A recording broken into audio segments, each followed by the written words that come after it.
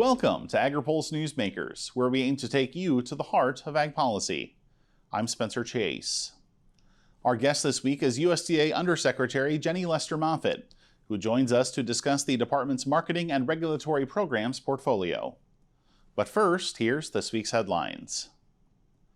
Negotiators reached an agreement to raise the nation's debt ceiling just in time for Capitol Hill to act on the issue. The deal brought the House back into session for some unscheduled votes during the week of Memorial Day. The bill easily passed through the House Wednesday night, following the expiration of a 72-hour waiting period mandated by the chamber's rules. That sent the bill to the Senate for consideration in that chamber. President Joe Biden has until Monday to sign the bill under a Treasury Department timeline. The agreement includes a change to work requirements for the Supplemental Nutrition Assistance Program, and Ag Committee leaders say that could keep the issue off the agenda in the upcoming Farm Bill. The bill raises the maximum age for SNAP work requirements from the current 49 to 54, but adds exemptions for veterans, the homeless, and young people under 24 leaving the foster care system. Senate Ag Chair Debbie Stabenow said work requirements are now one less issue to deal with in the Farm Bill, but House Ag Chair Glenn G.T. Thompson didn't go that far, suggesting other eligibility changes could be considered. And finally, USDA lowered its forecast for 2023 agricultural exports this week. A new quarterly report released Wednesday trimmed the fiscal 2023 expected total $3.5 billion to $181 billion. Once factoring for imports, USDA says it is expecting a fiscal year trade deficit of $17 billion on weaker shipments of commodities like corn, wheat, and beef.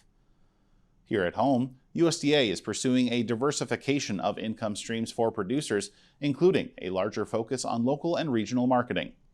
That's under the purview of Marketing and Regulatory Programs Undersecretary Jenny Lester Moffitt, who tells us the effort is gaining momentum.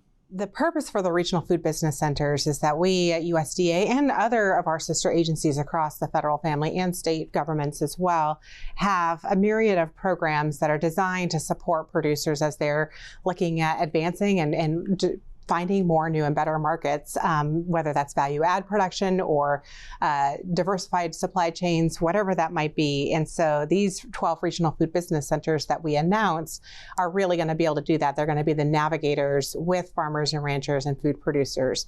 They're now getting stood up.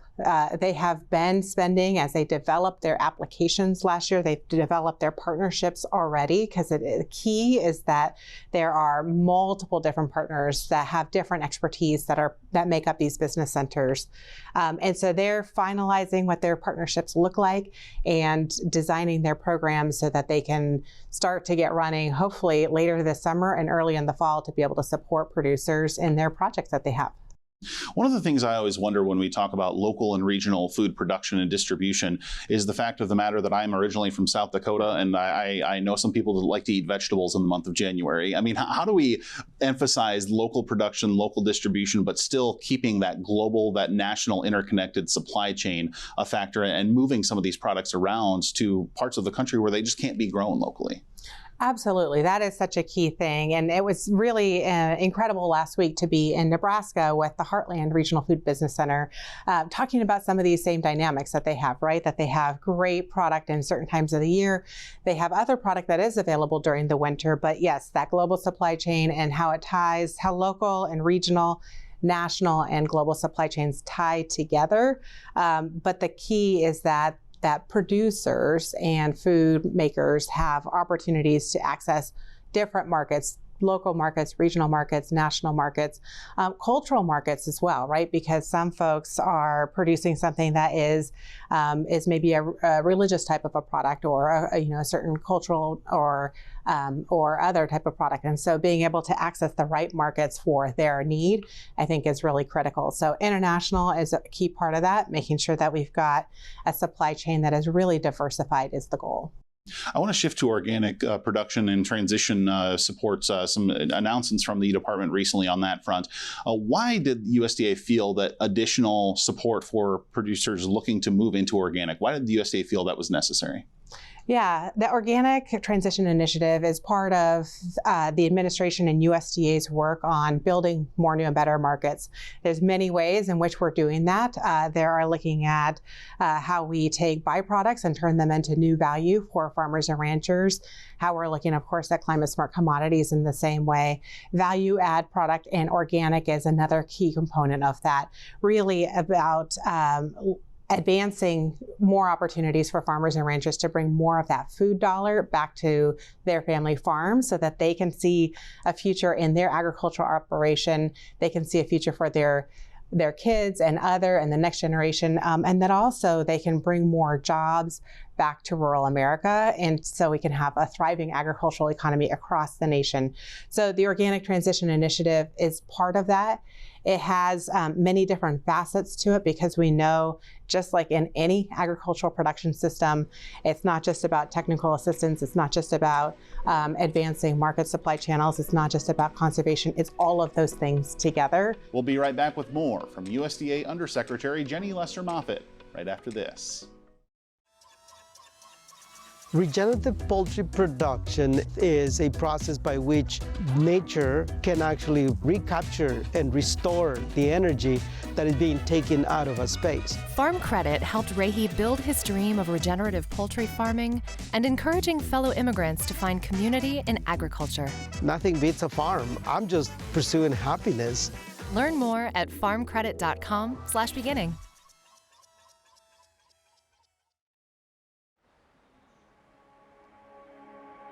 Farmers are always there for each other. We shed tears together, we celebrate together, but we also grow together. Farm Bureau is the largest general farm organization in the country. We have the farmers' back. If you're a farmer and you're not a member, we would welcome you into our Farm Bureau family. And if you want to know more about agriculture, come be part of this great family. Welcome back. Detections of highly pathogenic avian influenza have plummeted this year, and USDA Undersecretary for Marketing and Regulatory Programs Jenny Lester Moffitt says that can be attributed to many different factors that led to the success. Yeah, the great news is that since March 1st till I think May 25th, we've had 7 detections of commercial high path AI in the past year, or in that past time frame. That same time frame a year ago, as you identify, there were 125 detections. So that is great. A lot of it is due to and thanks to the work that producers have been doing, implementing and ensuring their biosecurity plans. That is a really important part of it. We know the virus is still prevalent in the wild bird population, and so the partnerships with state animal health officials as well as producers, industry, academia, to make sure that we continue to do robust surveillance, that the industry continues to implement the biosecurity plans is a really important part of that. Last week, you were on hand for the opening of the National Bioagro Defense Facility in Manhattan, Kansas. I wonder, what do you think the role of that facility is in the future of potential HPAI outbreaks, God forbid, something like African swine fever or foot and mouth disease should hit the American livestock markets? What do you think the role of that facility will be in future potential outbreaks? So many different things. So first off, of course, the research that's going to be happening there on all different consequential animal diseases that we are looking at, we are facing, making sure that we are always looking forward to the future of what can be out there and monitoring that. Of course, as well, I think a really important part and what we've been doing, what APHIS has been doing at Plum Island, and I see such a huge growth potential at NBAF, is the training that we do for our state partners, for industry partners. So again, they are knowing what to detect for signs and symptoms of the disease, and also what to do when they do see signs and symptoms, how to make sure we get samples, appropriate samples, and get them quickly processed at the lab so we know what we're facing. I want to wrap up talking about just the broader MRP portfolio that you have under your belt. Coming up on, I believe, 2 years. It'll be August, 2 years you've been at the department. What's something that you come across on a daily basis that, frankly, maybe when you took the job or agreed to be vetted for it, you didn't know you were going to be dealing with on a regular basis? You know, what I really love about the marketing and regulatory program portfolio between the Animal Plant Health Inspection Services and Agricultural Marketing Services is that just the broad depth that the broad portfolio that we have within those. What I really appreciate and love about that, especially as someone who comes from running my family's operation, is how deeply impactful the work that APHIS and AMS does every day to family farms, and many times, and when we're most successful, farmers don't even know the work that we're doing because we've been successful at not even getting the different issues to farmers and ranchers. Well, and now folks might recognize things like USDA's farmers market starting up now as well. Yeah, absolutely. The USDA Farmers Market is just such an incredible resource right there on the National Mall to be able to showcase the local bounty that has grown here in the region. So we're excited that the USDA Farmers Market is now open every Fridays. It's in a new location this year, so it will be on the other side of the building closer to the Washington Monument, and it will go all through the summer through the end of September. So for folks who are in the Capital Region, definitely give it a look. We appreciate the opportunity to sit down and chat. Undersecretary Lester Moffitt, thanks for joining us. Thank you. We'll be right back to hear from this week's panel, but first, our Hannah Pagel walks us through a title of the Farm Bill many producers use every year in this week's Farm Bill Focus. Title 11 of the Farm Bill includes the legislation's crop insurance language. The federal crop insurance program helps farmers to protect against disaster, rainfall, and revenue losses. It's a unique public-private partnership. Farmers pay a portion of their premiums to protect their investments, and the public benefits with a secure food supply. According to USDA figures, federal crop insurance covered 493 million acres in the 2022 crop year, up 70% from 2016. Congress has expanded crop insurance over the last 3 farm bills. Some of the changes added more types of risk. The bills also added more covered commodities such as hemp in the 2018 Farm Bill and more specialty crops. In 2014, Whole Farm Revenue Protection Program grew out of a pair of former pilot projects to cover more diversified fruit, vegetable, and livestock operations. The title also includes several programs for livestock producers, including livestock gross margin, livestock risk protection, and dairy revenue protection plans. For Agri-Pulse, I'm Hannah Pagel. Who's the #1 protein source in chicken feed? You are. Who just increased sales to Egypt by 700%? You did. Who made a huge deal with Goodyear? You again. Take a victory lap. When you pool your resources through your soy checkoff, you're making sales, you're making breakthroughs that all come back to your bottom line. That's you. That's who, as your soy checkoff. Moving soy forward, moving you forward.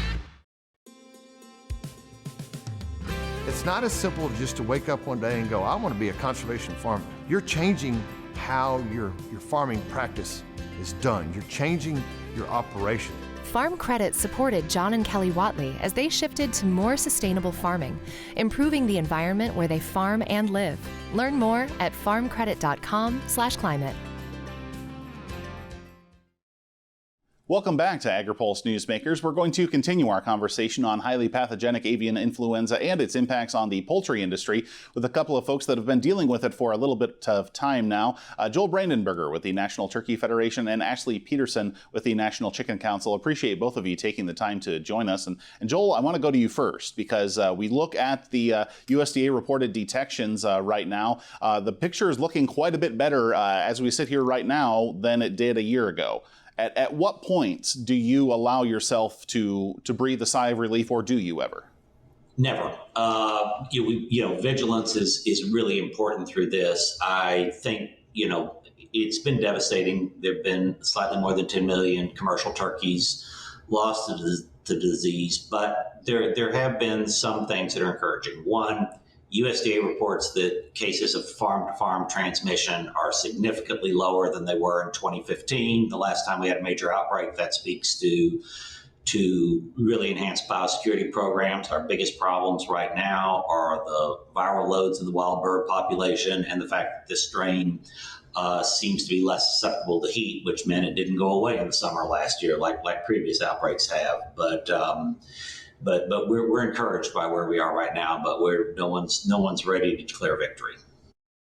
Well, and as part of that, part of the strategy that folks have been looking at is the potential for vaccination to enter the fold and enter the conversation in the event of future outbreaks, and frankly, should a vaccine be developed. But the Turkey Federation has taken the stance that maybe vaccination is something that could or should be pursued in the event of a future outbreak, which is not a stance that is shared by the rest of the industry. Can you expand on why the Turkey Federation feels the way it does? Actually, I think that's one thing that's gotten mischaracterized, and I think Ash should agree with me. I think we're actually all, the turkey industry, the broiler industry, the commercial egg layers are all in roughly the same position. NTF's position is this: yes, a vaccine should be developed. Research should be done. We should try to find a vaccine that would work well on this strain. That should happen, regardless of any other consideration. However, where I think we're all in agreement is a vaccine probably should not be deployed until we know it won't devastate trade. We've got a lot of trade agreements that are based on, frankly, some old science, when there was less of an ability to detect the difference between infected birds and vaccinated birds. Those trade agreements have to be updated. We can't vaccinate if it's going to collapse the export market for all poultry and egg products. And I think we're all in agreement on that. I think that's everyone's concern. Our position is a vaccine should be developed. So if we can change trade agreements, the option is there. And we believe the government should reach out to our trade partners to see if we can change the trade agreements. And I think USDA is having some preliminary conversations in that regard. And it's a process, but no one on the turkey side is advocating unilateral vaccination tomorrow. That's not our position. Okay. So actually, we hear the nuances of Joel's position there, and now I wonder from the Chicken Council side of things, looking at this as USDA is, of course, going through the trial process with its vaccines and working towards some kind of results there later this year. I wonder, what is kind of the nuances of NCC's position? I have to imagine there's some similarities with NTF in the trade aspect of it, but where does NCC differ, perhaps, with NTF on this? Right. And I think that's a great question. And I would agree with Joel. I think we are very much aligned with NTF, and developing a vaccine is absolutely fine to have that as a backup. But I think the thing that needs to happen first is agreement with all of our trading partners that using a vaccine, regardless of what sector decides to use a vaccine, will not impact trade. So to put some numbers around it, we export about 17% of our production, which equates to almost 7.5 billion pounds of chicken. And that was 2022 numbers. And so we need to make sure that we can reach an agreement with all of our trading partners that not only can we continue to export poultry meat, our broiler meat, but that we can also continue to export genetics, which is another significant portion of the U.S. broiler industry. We'll be right back with more from our panel right after this. Did you know Agri-Pulse has all your favorite podcasts, including Open Mic, Newsmakers, and Drive Time? Take us wherever you go. Subscribe at agripulse.com or on Spotify, Google Play, or Apple Podcasts. Agriculture Future of America is a nonprofit building transformational leaders in food and agriculture. AFA prepares college students to join the workforce as innovative and engaged young professionals who will shape the future of agriculture. Head to agfuture.org to find out how you can get involved. The Senate and House Ag Committees are busy working on the next Farm Bill, which will cover commodities, specialty crops, livestock, and more. This legislation will impact every farmer, rancher, and rural business for the next 5 years. Make sure you don't miss insights and analytics that only Agri-Pulse and its top-notch team of well-connected experts can provide. Register today for a free trial at agripulse.com and click the subscribe button, or email us at pam@agri-pulse.com. You don't want to miss this Farm Bill coverage. Welcome back. Ashley Peterson with the National Chicken Council says the recent lengthy battle with highly pathogenic avian influenza is likely to have some lingering effects in the poultry industry. So I definitely think that, we're seeing it perhaps endemic in wild bird populations, and that, one of the reasons that perhaps we've seen a decrease in spread right now is that there is a decrease in viral load within wild bird populations. And so that could be one of the reasons we're seeing such increase. And knock on wood, we want that to continue. And biosecurity has to remain a top priority for the industries of what that viral load looks like. But I think, things are definitely a lot different today than they were back in the 2014-15 outbreak, which we alluded to earlier. Ashley, in your mind, what is the lesson learned from the current 22-23 outbreak?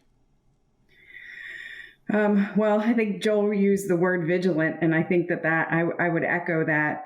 We need to make sure that we are always thinking about biosecurity and putting that top of mind, regardless of what the viral load is out there across the U.S. We learned a lot about lines of separation, ventilation, things like that from the 2014-15 outbreak. And I think that, once we had the first detection in Indiana back in February of 2022, we thought, oh my goodness, we've been here before. We know what this looks like, unfortunately. So we need to buckle down and make sure that we can keep as much virus out of our houses as possible. Well, and Joel, I want to wrap up our conversation with you because obviously it was such a major story last year across many of the products in the poultry space, be it meat, eggs, etc. Price inflation that took place as a result of general inflation, but also the HPAI outbreak specifically was front of mind for many consumers. As prices start to come down, we're seeing reports that prices are getting lower and lower. What does the poultry industry need to do to regain the market share it once had prior to some of these price increases? Well, and I can only speak for the turkey industry on this. In reality, despite dire predictions, there was literally no impact on Thanksgiving at all. The frozen birds were plentiful. Stores were still doing discounts to bring shoppers in like they always did. It virtually unchanged from previous years. Some spot shortages in some regions of some products, some breast meat shortages in some places briefly. But I think it's literally a matter of customers being confident that the products they enjoy are going to be there. They're going to be readily available. They're going to be at a competitive price. And we're seeing that right now. And I think a lot of it will take care of itself. Very good. So a number of things to keep an eye on in the poultry space, but ever vigilant against HPAI and its potential spread is this U.S. poultry industry, something to keep an eye on as we move forward here. Joel and Ashley, thanks for joining us. We'll be right back with more Agri-Pulse Newsmakers, but first, our Hannah Pegel introduces us to a fresh face in farm policy in this week's Meet the Lawmaker. Illinois Democrat Eric Sorensen represents the state's 17th district. Before coming to Congress, Sorensen worked as a TV meteorologist for more than 2 decades. As one of the newest members of the House Ag Committee, as well as the Science, Space, and Technology Committee, Sorensen is using his background in meteorology to help guide his priorities in the upcoming Farm Bill. Aside from the seed that you're putting in the ground, the weather is it is the most important thing, right? So being on ag and then also being on science, being the ranking member on space, so that I can make sure that the appropriation is there for weather modeling technology, to make sure that satellite technology, it's not so much that I want to make sure that our farmers can look down at an acre of land. We're going to be able to look down to a couple of square feet of land. Sorensen also discusses how investments in rural communities will be a top priority for him in the Farm Bill. Head to agripulse.com to watch his full interview. For Agri-Pulse, I'm Hannah Pegel. Register now for the 2023 Agri-Pulse Food and Ag Issue Summit in California. The event will offer participants a full day of presentations and panel discussions. You can hear from members of the California Legislature, food and agriculture leaders, along with industry experts and academics. The summit takes place on June 5th at the Sheraton Grand Sacramento and through our virtual experience. View the latest information and register today under the Events tab at agripulse.com. Looking closer, seeing further. That's how we do it. At Curious Plot, we're driven to find what's next for agriculture, animal care, and food. We stay curious because that's what it takes to grow understanding. That's how we plot strategies and tell stories that get results time after time. Marketing, communications, and consulting that look closer and see further. Curious Plot. We can't wait to help you tell your story. Thanks again for tuning in for another episode of Agri-Pulse Newsmakers. Before we let you go, here's what's on the horizon for the upcoming week. I'll be in Sacramento Monday for the Agri-Pulse Food and Ag Issues Summit. Both chambers of Capitol Hill will be back in town here in Washington. The House Ag Committee has 2 hearings on the schedule, including a Tuesday hearing on digital assets and a Wednesday get-together on the nutrition title. You can stay up to date with the latest as we track the news on agripulse.com. For Agri-Pulse Newsmakers, I'm Spencer Chase. Have a good one. Newsmakers is a production of Agri-Pulse Communications. For more ag policy news, visit agripulse.com. You can also find our new content on YouTube and wherever you get your podcasts. Don't forget to follow Agri-Pulse and our correspondents on social media to get breaking news and more.